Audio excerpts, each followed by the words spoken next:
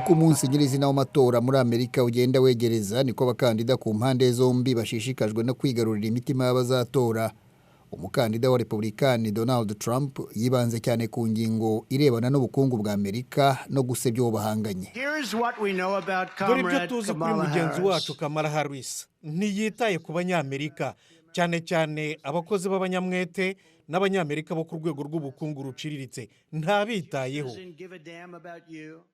Ku rundi ruhande abashyigikiye Kamala Harris bavuga ko Donald Trump ahubwo ari we wateje ingorane imiryango y'abakora imirimo yo ku rwego rw'ubukungu ruciriritse, yongera imisoro bari basanzwe batanga mu gihe agabanya iy'abaherwe n'ibigo byabo by'ubucuruzi. Guteza imbere abakora imirimo yo ku rwego rw'ubukungu ruciriritse ni intego izaranga ubuyobozi bwanjye. Aya ni amatangazo abamamaza Kamala Harris bahitisha kuri za televiziyo no ku mbuga mpuzambaga, akuyemo amasezerano ko niba Matora azabuza ibiciro by'ibiribwa ku masoko kuzamuka, akagabanya n'ibiciro by'amacumbi. Ikibazo kirebana n'iby'ubukungu ni ingenzi cyane muri aya matora. Abahanga mu bya politike basanga Kamala Harris akwiriye kukibandaho mu kwiyamamaza kwe. Uyu ni Hank Shenkoff. Agomba gusobanura impamvu abantu bishyura amafaranga babona ko ari menshi mu gihe bagura lisansi y'imodoka zabo, n'impamvu umugati urimo guhenda mu gihe ababikora mu nganda badaha agaciro gakwiriye idolari ry'umuguzi.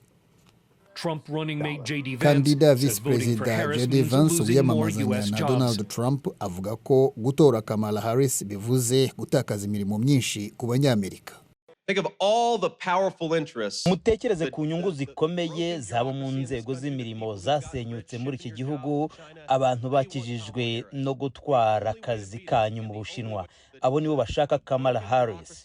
Uburyo bwonyine bwo kubatsinda no kubakumira ni ku isanduku y'itora muri uku kwa 11. Naho kandida Vice Perezida Tim Walz wiyamamazanya na Kamala Harris yemeza ko abademokrate bafite ku mutima abakora imirimo yo ku rwego rw'ubukungu ruciriritse muri Amerika. Donald Trump na J.D. Vance bo babibona ukundi. Ikintu cyonyine bazi ku Banyamerika bakora imirimo yo ku rwego rw'ubukungu ruciriritse ni ukubacuza utwabo aho kubishyura neza. Amahirwe yose bagize bayakoresheje mu kubashozaho intambara no gupfukirana ububasha bwabo bwo gufatanya kugabanyisha ibiciro. Mu gihe hasigaye amezi abiri ngo amatora abe, impande zombi ziraryana isataburenge. Ibipimo binyuranye bikorwa muri rubanda byerekana ko Kamala Harris ari imbere gato ya Donald Trump mu majwi mu gihugu hose.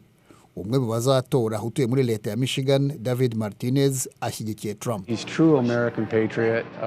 Ni umunyamerika nyawe akunda igihugu. Ndibaza ko ashira imbere cyane inyungu z'Abanyamerika kurusha uko ashira imbere inyungu ziwe. Ibyakora byose biba bifise intumbero yo kugira uwo afashije. Becca Rush uzatorera muri Leta ya Georgia we ashyigikiye Kamala Harris. It's 2024 and urabona turi muri 2024, dukeneye amaraso mashya, dukeneye ibishya n'ahazaza heza. Trump na Harris bakomeje kwiyamamaza.